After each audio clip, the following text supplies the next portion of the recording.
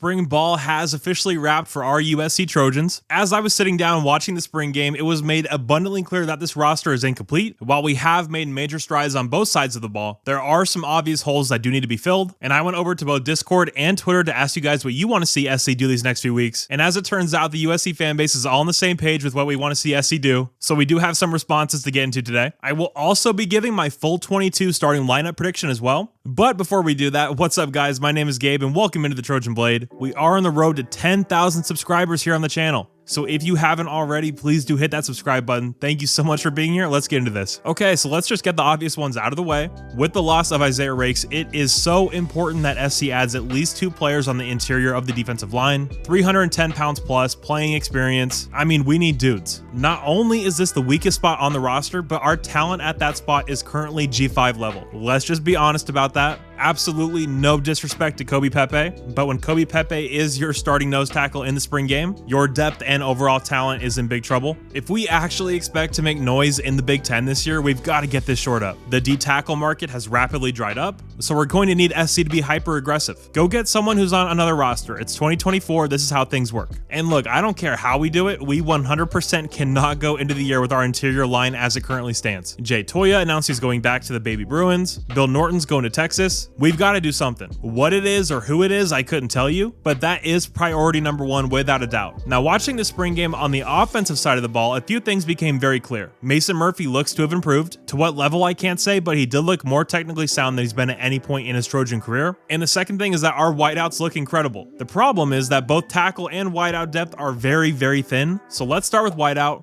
SC is bringing back Kyle Ford. If you follow me on Twitter, you'll know what my thoughts on Kyle are. All I'll say is that he will not be an impact player for us. Barely played at SC in 2022 and couldn't really get on the field at UCLA where they were not at all stacked with wideout talent. So while that's nice for depth, USC is still looking to add an impact wideout, whether that's Elijah Badger from ASU, Justice Ross Simmons from Colorado State, or Keandre Lambert-Smith from Penn State. We will be bringing in another big time player at that spot. Now, talking offensive line, we need another tackle. It's as simple as that. One that's played before, preferably at the Big Ten or SEC level. Same goes for center. We need another body there, but again, one that has played the position at a reasonably high level. Now, there are some things I could see SC do that we wouldn't really say is a priority.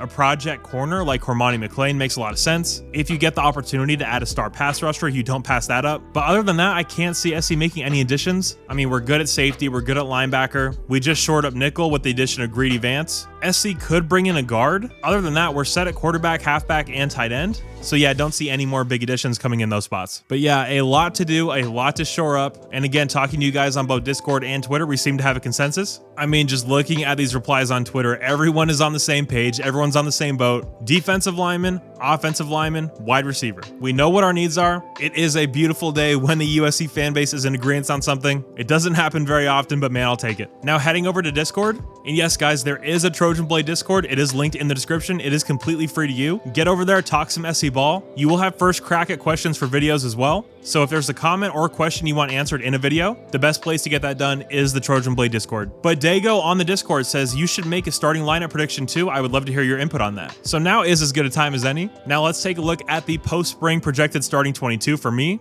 And before we get into this, don't you dare laugh at my starting lineup graphic. I did my best with it. Is this going to go up on the fridge? Probably not, but it gets the job done. Now starting here on offense, obviously quarterback and halfback, Miller Moss, Woody Marks. Very easy. I do think Jaden Maiava is going to play some for USC. Now if Jaden takes a big leap in fall camp, I do think he could seriously challenge Miller for that spot. But again, that is just speculation. So as of now, Miller Moss is your starting quarterback. Heading to the wideouts, again, don't put too much stock into this. We rotate wideouts more than anybody in the entire country. Who the starting 3 are is not that big a deal, but just based off what we saw in the spring game, Jacoby Lane and Kyron Hudson on the outside, and then Makai Lemon working in the slot. Again, Zachariah is going to be a huge part of this offense. Deuce Robinson is going to be a huge part of this offense. There are only 3 spots on the field at one time, and those are the 3 I'm going with today. Tight end, I have Joey Olsen. Again, the upside as a pass catcher is much higher than any tight end we have. Of course, you have Walter Matthews coming in the fall. You have Walker Lyons coming in the fall. Going to be very interesting to see how that plays out. Now, offensive line is pretty set. Working from left to right, you have Elijah Page, Emmanuel Pregnon, Jonah Monheim, Alani Noah, and Mason Murphy. Now, I do have Mason Murphy with a question mark.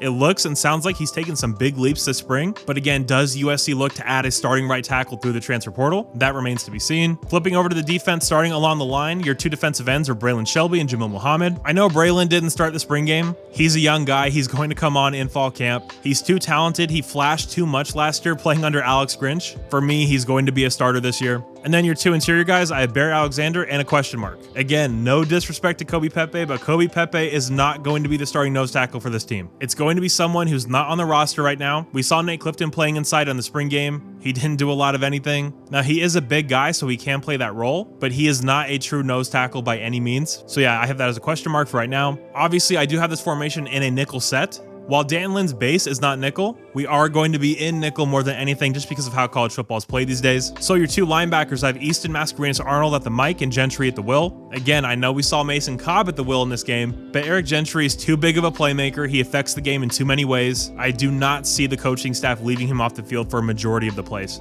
Getting into the loaded Trojan secondary, your two corners are DeCarlos Nicholson and Jacoby Covington. Your starting nickel is brand new addition Greedy Vance Jr. And then your two safeties are Kamari Ramsey and Akili Arnold. Now, this secondary is kind of stacked. Does Marcellus Williams play himself into a role? When John Humphrey comes back, where does he slot in? Of course, you have guys like Anthony Beavers. Where does Zion Branch go when he gets back healthy? Is he a safety or a nickel? Very, very excited what we're going to see from this Trojan secondary this year. And I also want to talk about kicker. I don't think a lot of people know this, but Tyler Robles, who's on our roster right now, in high school, he was the touchback king. This guy can absolutely boot it through the end zone. I don't want to see us giving teams opportunities to return the ball. Let Tyler be the kicker. Let him boot it out of the end zone. He's also very reliable from that short to intermediate range, which we've struggled so much with over the last 2 years. So yeah, for me, I would have Tyler at that starting kicker spot. But guys, of course, I would love to hear from you. Do you disagree with me at all on my starting 22? And if you do, tell me why you disagree and who you would have in there instead. Always love to hear from you guys. But if you did happen to enjoy this video, please do leave a like and subscribe to the channel if you haven't already. Thank you guys so much for all your support. You're all awesome, and as always, take care and fight on.